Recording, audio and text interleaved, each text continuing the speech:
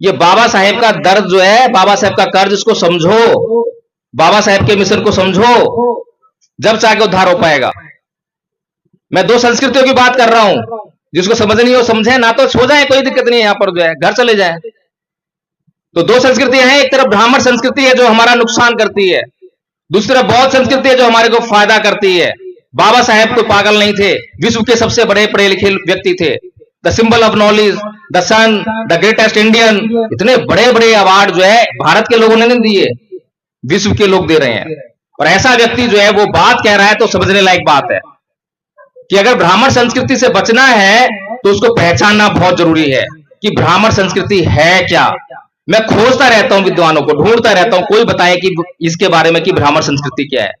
ब्राह्मण संस्कृति के ऊपर बहुत सारा बोलते हैं, मैं बहुत जगह गया, अभी भी हाथ खड़े हुए थे कि हम बौद्ध हैं, ऐसे खड़े होते हाथ, और मैं बुलाता हूं यहाँ पे कि बताओ बौद्ध धर्म क्या है, तो बोलते हैं अंधविश्वास को नहीं मानना, पाखंड को नहीं मानना, अंधश्रद्धा को नहीं मानना, भगवान को नहीं पूजना, देवी देवताओं को नहीं पूजना, वैज्ञानिक सोच रखना, ये बौद्ध धर्म है। मैं पूछता हूं और बताओ बौद्ध धर्म क्या है, बस यही बौद्ध धर्म है, यही बौद्ध धर्म है। हो गया प्रचार, हो गया भारत बौद्ध में, हो गया बाबा साहेब का मिशन पूरा। इसीलिए ये बात बहुत महत्वपूर्ण है, इस बात को समझना बहुत जरूरी है कि ब्राह्मणवाद क्या है। जब हम उसको पहचान लेंगे तो उससे बचना शुरू कर देंगे। बौद्ध धर्म क्या है, जब उसको पहचान लेंगे तो उसका आचरण करना शुरू कर देंगे।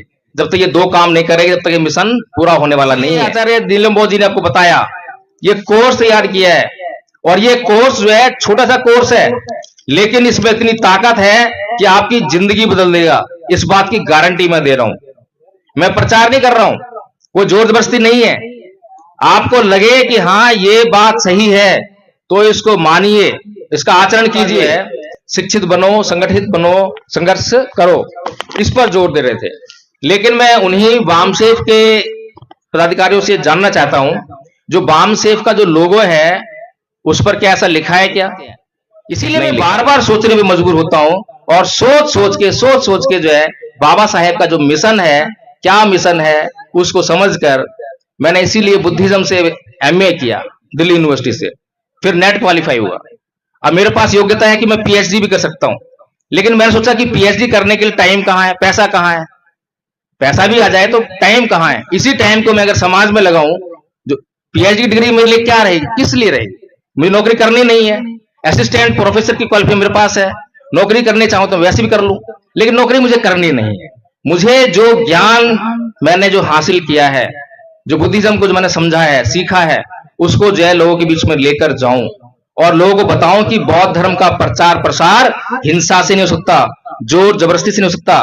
क्योंकि पूरी दुनिया में अगर कोई धर्म है जिसका प्रचार प्रसार बिना हिंसा के हुआ है, जिसके प्रचार प्रसार में एक बूंद रक्त की नहीं बही है, तो वो केवल और केवल बौद्ध धर्म है। वरना दूसरे धर्मों का तो इतिहास तो आगे देख लो, रक्त रंजित इतिहास है। तो इसीलिए आदरणीय उपस्थित समाज, हमें यह समझना पड़ेगा कि बाबा साहेब डॉक्टर भीमराव अंबेडकर का जो मिशन है, जो बौद्ध में भारत की जो संकल्पना है, जो बौद्ध धर्म है, वो एक दवा है। दवा का जो इस्तेमाल कर लेता है और उसको फायदा होता है तो सारी दुनिया में गाता फिरता है, उसको कंपनी जो है प्रचार के लिए पैसा नहीं देती है। इसीलिए बौद्ध धर्म के गुण का इस्तेमाल करो। एक उदाहरण देना चाहता हूं मैं, उदाहरण देने के बाद अपनी बात समाप्त कर दूंगा, आपका इंतजार खत्म हो रहा है। धम्पद में जो एक गाथा है, और उस गाथा को जो है मैं अपने मित्र जो दिल्ली पुलिस में काम करते हैं, बहुत ही गुस्सैल स्वभाव के हैं, हम लोग रोज जो है सुबह सुबह मिला करते थे पार्क में, और वहां पे एक्सरसाइज करने के बाद उस गाथा को याद करते थे।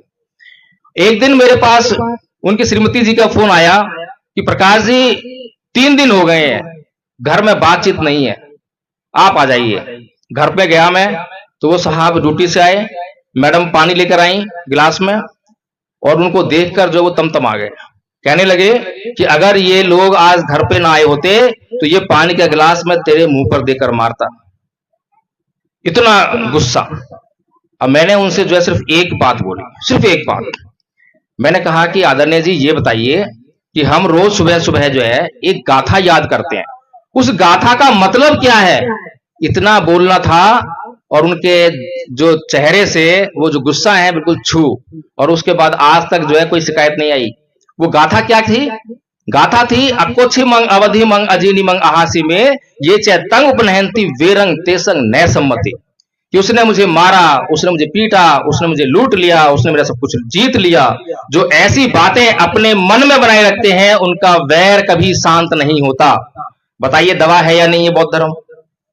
और कौन इनकार करेगा? कोई मुसलमान, कोई हिंदू, कोई सिख, कोई ईसाई, किसको जरूरत नहीं है?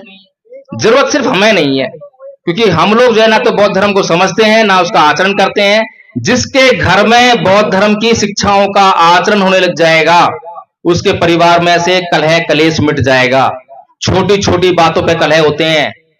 अगर सब्जी में नमक कम पड़ गया तो थप्पड़ पड़ जाते हैं, गुस्सा गासी हो जाती है, कई दिन तक बोलचाल बंद हो जाती है। कई बार महिलाएं अपने मायके चली जाती हैं, महीने हो जाते हैं, साल हो जाते हैं, तलाक हो जाता है। इतना सब अनर्थ केवल और केवल इसलिए हुआ क्योंकि भगवान बुद्ध का धम्म आपके घर में नहीं है। भगवान बुद्ध का धम्म जो है फैशन नहीं है, झंडे में नहीं है, मंदिर में नहीं है, बुद्ध विहारों में नहीं है, कपड़ों में नहीं है। उनका धम्म जो है आचरण में है, और ये धम्म पूरी दुनिया के लिए, हर एक मनुष्य के लिए। इसीलिए मैं जो है अपनी बात को इन्हीं बातों साथ में विराम देता हूं, और मेरी बातों से आपको कष्ट हुआ हो उसके लिए माफी चाहता हूं। मैंने आपका समय लिया उसके लिए माफी चाहता हूं, और जो मुझे बीच में बोल रहे थे मैं उनसे भी तहे दिल से माफी मांगता हूं अगर मुझसे कोई गलती हुई हो। जय भीम, नमो बुद्धाय।